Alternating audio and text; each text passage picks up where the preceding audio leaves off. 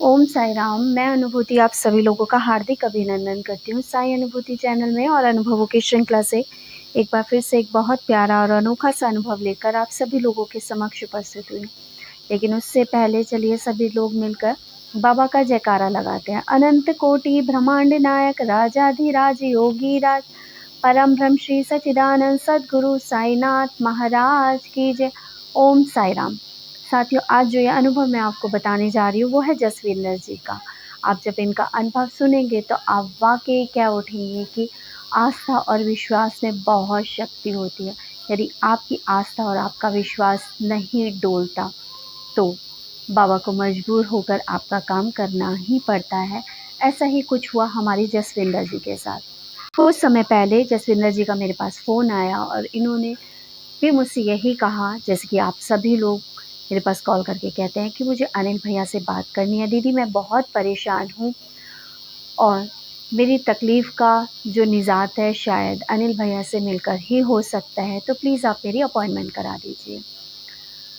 अधिकतर मैं लोगों को यही कहती हूँ कि यदि आपको बहुत जल्दी है तो आप इंस्टाग्राम पे लाइव आ जाओ और भैया जब लाइव चैट्स करते हैं, लाइव बात करते हैं वीडियो कॉल पे, तब आप अपना जल अभिमंत्रित करा लीजिए। वाक़ई ये बहुत परेशान थी। इनको इंस्टाग्राम यूज़ नहीं करना आता था, लेकिन फिर भी इन्होंने डाउनलोड किया किसी तरह से और जब इन्होंने मुझसे बात करी उसके दूसरे तीसरे दिन ही इन्होंने इंस्टाग्राम पे लाइव होकर भैया से जल अभिमंत्रित करा लिया। तब हमें पता चला सभी लोगों को जो साईं डिवोटीज़ हमारे साथ जुड़े हैं कि जसविंदर जी चल फिर नहीं पाती हैं, लगभग वो बेड पे ही रहती हैं। उनको कुछ ऐसी तकलीफ़ हो गई है जिस वजह से अगर वो चलती हैं तो इन्हें बहुत परेशानी होती है और इनके पैर जो है इनका भार नहीं सँभाल पाते हैं। अचानक से इनको ये तकलीफ़ हुई थी। अनिल भैया ने जब इनके लिए जल पढ़ा तो उसके बाद इनके अंदर थोड़ा कॉन्फिडेंस आया और बाबा की कृपा रही कि ये थोड़ा बहुत चलना फिरना इन्होंने शुरू कर दिया। अब ये चल फिर कर इधर-उधर थोड़ा जाने लगी अपने घर में और खड़े होके अपने घर में रोटियां भी बनाने लगी। लेकिन ये सिलसिला ज़्यादा दिन तक नहीं चला और एक दिन अचानक से ये गिर गई और इनकी कंडीशन और भी वर्स हो गई कि अब ये बेड रिडन हो गई और बेड पे ही लगभग हर चीज़ ये कर रही थी, वॉशरूम वगैरह सब कुछ बेड पे। अब इनका मेरे पास फिर कॉल आया कि दीदी अब मैं चलने लग गई थी, मुझे आराम हो गया था अनिल भैया के जल से, लेकिन अचानक से मैं गिर पड़ी और मेरी कंडीशन और ज़्यादा वर्स हो गई है। आप प्रे करो दीदी, अनिल भैया से प्रे करो कि मेरी कंडीशन सुधर जाए। हमारे पूरे ग्रुप ने इनके लिए प्रे करी, भैया ने अर्जी लगाई। उसके बाद जब ये डॉक्टर पे गई तो डॉक्टर ने उनको बताया कि इनकी सर्जरी होगी और इनको जो बीमारी बताई उसका इलाज बहुत लंबा चलना था। अब ये बहुत परेशान हो गई कि क्या होगा। यहाँ मैं इनकी कंडीशन आपको बताती हूँ कि ये मैरिड हैं लेकिन हस्बैंड ने बीमारी की वजह से इन्हें छोड़ दिया। ये अपने माँ और भाई के साथ रहती हैं। आप समझ सकते हो उस कंडीशन में जब हस्बैंड ने छोड़ रखा और माँ और भाई के साथ रह रही हूँ और कंडीशन ये हो जाए कि तबीयत इतनी ख़राब है कि इलाज कराना है, तो इनके खुद के दिल पे क्या बीतती होगी कि मैं कितनी डिपेंडेंट हो चुकी हूँ लोगों के ऊपर। बस आस्था विश्वास इनका बाबा से जुड़ता गया कि अटूट कि अब कोई नहीं है मेरा सहारा, बाबा ही है मेरा सहारा। बादशाहपुर वाले बाबा मेरी रक्षा करेंगे। जब ये अपनी उस कंडीशन में कि जब इनसे बिल्कुल चला फिरा नहीं जा रहा था, ये डॉक्टर के पास जाती हैं और डॉक्टर इन्हें सर्जरी की सलाह देता है।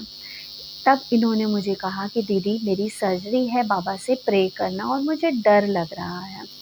तब मैंने इनको सिर्फ़ इतना ही समझाया कि कभी-कभी ऐसा होता है कि बाबा हमारी ज़िंदगी के एक तूफ़ान को ख़त्म करने के लिए उससे बड़ा तूफ़ान हमारी ज़िंदगी में लाता है और उसके बाद सारी चीज़ें सही हो जाती हैं। कुछ इसी तरह की कंडीशन इनके साथ चल रही थी और ये जैसे ही चलना शुरू करें उसके बाद ये गिर गईं और डॉक्टर ने इनको इनके जो बोन में फ्रैक्चर आया और डॉक्टर ने इन्हें सर्जरी बोली कि बिना सर्जरी के ये सही नहीं हो सकता। सर्जरी की जिस दिन डेट आई, इनके लिए अर्जी लगाई गई। सभी लोगों ने लाइव में ही इनके लिए प्रे करी, भैया ने अर्जी लगाई। उसके बाद मुझे लगा कि उस दिन उनका सर्जरी हो गई। इनका बाद में फ़ोन आया तो इन्होंने मुझसे बोला, दीदी सर्जरी नहीं हुई, डेट आगे बढ़ गई। तब मन में एक ये उम्मीद आई, क्या पता बाबा चमत्कार कर दे और सर्जरी की सिचुएशन नहीं आए। लेकिन डॉक्टर ने इनको दूसरी सर्जरी की डेट दी। ये इतनी वीक हो चुकी थी, इन्होंने मुझे बताया कि दीदी डॉक्टर जो सर्जरी से पहले इंजेक्शन वगैरह देने थे वो भी नहीं दे रहे थे, क्योंकि हैवी इंजेक्शन थे। पता नहीं इनका शरीर बर्दाश्त कर पाएगा या नहीं कर पाएगा। लेकिन बिना सर्जरी का इनके सही होना भी मुश्किल था। अब सर्जरी का दिन आता है, जो सेकंड सर्जरी की डे थी। डॉक्टर सारे जो भी फाइल होती है वो चेक करते हैं और एक दो डॉक्टर से इन्होंने और सलाह ली, लेकिन सभी डॉक्टर ने इन्हें सर्जरी की ही सलाह दी कि सर्जरी तो होगी ही होगी। ये कहते हैं जिस दिन दीदी मेरी सर्जरी होने वाली थी उस दिन, अभी ज़्यादा दिन नहीं बीते हैं, 2 या 3 दिन हुए हैं, मेरे पास ये जो अनुभव आया है ये कल ही आया, यानी 15 तारीख को आया मेरे पास अनुभव। शाम के वक्त इन्होंने मुझे फ़ोन करके बताया। तो इन्होंने अचानक से इनके मन में हुआ कि भाई ऐसा कर देख, सर्जरी तो करानी है, पता नहीं क्यों मेरा मन कर रहा है कि तो मेरा एक एक्सरे और करा दे। इनके भाई ने इनकी बात मानी और इनका एक्सरे कराया गया। जब एक्सरे की रिपोर्ट आई तो जो रिपोर्ट आई वो आश्चर्यजनक थी। डॉक्टर्स ने रिपोर्ट देखी और कहा कि आपकी जो बोन फ्रैक्चर हो रखी थी वो 40% जुड़ चुकी है और अब आपको सर्जरी की ज़रूरत नहीं है। जो 60% है वो भी आपकी ऐसी ही सही हो जाएगी। बस मैं यहाँ यही कहूँगी कि बाबा के हाथ में सब कुछ है। आपकी आस्था और विश्वास नहीं डोलता ना, तो बाबा एक से एक बड़ा चमत्कार आपकी ज़िंदगी में कर देते हैं। जो हो नहीं सकता वो भी आपकी ज़िंदगी में चमत्कार हो जाता है, जैसा कि हुआ हमारी जसविंदर जी के साथ। सर्जरी के लिए बिल्कुल तैयारियां शुरू, लेकिन इनका एक बाबा पे विश्वास कि नहीं, एक बार करके देखती हूँ, क्या पता बाबा ने कुछ ऐसा किया हो कि सर्जरी की ज़रूरत ना पड़े। और वो इनका विश्वास काम आया और सर्जरी की ज़रूरत नहीं पड़ी। इन्होंने जब मुझे फ़ोन किया तो इनका पहला शब्द यही था कि दीदी बाबा ने चमत्कार कर दिया। तो मैंने कहा चमत्कार, कैसा चमत्कार? तो इन्होंने बताया, दीदी मेरी सर्जरी टल गई बाबा की कृपा से। और मैं यहाँ पे ये बताना चाहूँगी कि यदि आपकी आस्था नहीं डोलती और बाबा पे दृढ़ विश्वास है और आप अपना कर्म भी कर रहे हैं साथ साथ, तो बाबा आपको निराश नहीं होने देता। लेकिन कुछ लोगों को मैंने देखा है, वो हमसे जुड़ते हैं, उनकी आस्था और विश्वास एक दिन में ही डामाडोल होता है। उन्हें बस ऐसा लगता है कि हाँ, अनिल जी की पूजा, अनिल जी का जो ब्लेसिंग है वो 1 सेकंड में इन्हें मिल जाए एक कॉल के ऊपर और दूसरे दिन इनकी सारी जीवन की परेशानियाँ दूर हो जाए। जसविंदर जी ना जाने कब से 2 सालों से ये अपनी इस तकलीफ़ को लेके परेशान थी, अनिल भैया से जुड़ी और इनकी दवाइयाँ छूट गई थी।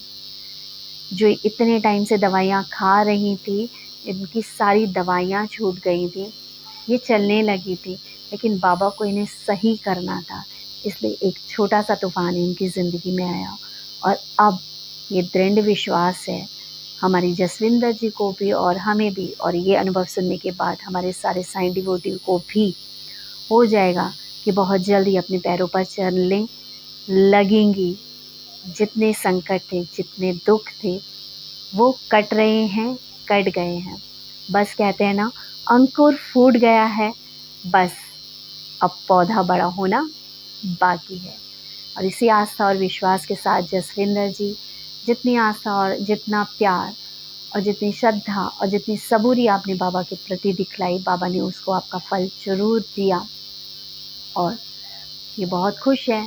यहाँ मैं एक चीज़ और बताना चाहूँगी, मैं हमेशा कहती हूँ ना कि बादशाहपुर धाम के जो सेवक हैं वो निस्वार्थ सेवा करते हैं।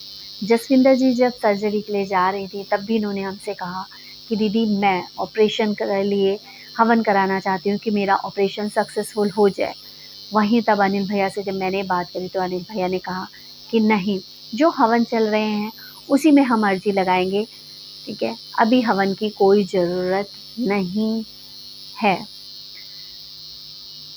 यहाँ मैं इतना कहना चाहूँगी, कोई और साधु संत पंडित मुल्ला सयाना होता और उसे सामने से लगता कि हाँ ये चीज़ कराने के लिए तैयार है, पैसा देने के लिए तैयार है तो ले लो, लेकिन बादशाहपुर धाम ऐसा है जहाँ पे किसी का 1 रुपया भी फालतू नहीं लिया जाता, अपने स्वार्थ के लिए नहीं लिया जाता।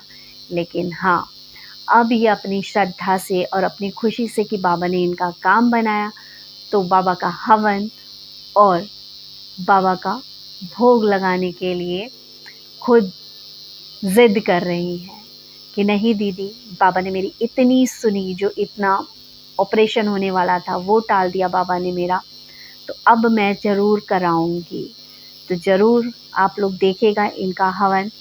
जिस दिन इनके हवन की डेट हम फाइनल करेंगे हम ज़रूर बताएंगे, क्योंकि आजकल मैं थोड़ा आउट ऑफ स्टेशन हूँ, इसलिए हवन मैं ले नहीं रही हूँ, क्योंकि मैं यूट्यूब पे ज़्यादा देर लाइव नहीं कर पाती, बस इसलिए। लेकिन बहुत जल्द जसविंदर जी की तरफ से हवन होने जा रहा है, तो मिलेंगे उस लाइव में, उस हवन में, जो कि आप यूट्यूब पे जब लाइव देखते हैं उसकी इन्फॉर्मेशन आप लोगों को दी जाएगी।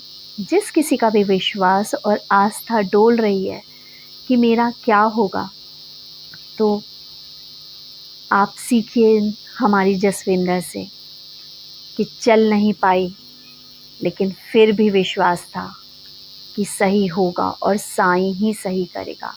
बादशाहपुर वाले बाबा आकर मेरी रक्षा करेंगे। बादशाहपुर वाले बाबा कोई अलग नहीं, हमारा शिरडी साईं ही है, जो बादशाहपुर धाम में अनिल जी की और उनकी वाइफ की सेवा से प्रसन्न होकर वहाँ पर साक्षात विराजमान होते हैं और लोगों के काम बनाते हैं। निस्वार्थ सेवा का ये धाम है।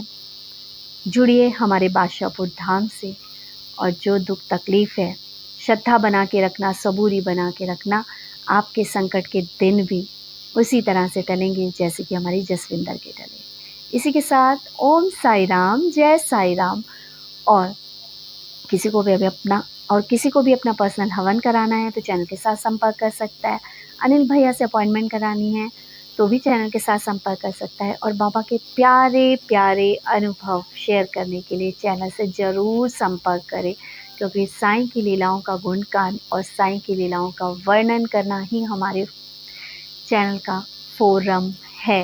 क्योंकि जितना ज़्यादा साईं की लीलाओं का गुणगान और वर्णन होगा, उतना ही लोगों के मन में आस्था और विश्वास जागेगा कि है इस कलयुग में भी एक ऐसा भगवान, है एक ऐसा साईं धाम जहाँ पर पैसों की ज़रूरत नहीं पड़ती। वहाँ ज़रूरत पड़ती है सिर्फ आस्था और विश्वास की, श्रद्धा की और सबूरी की और अपनी निष्ठा की।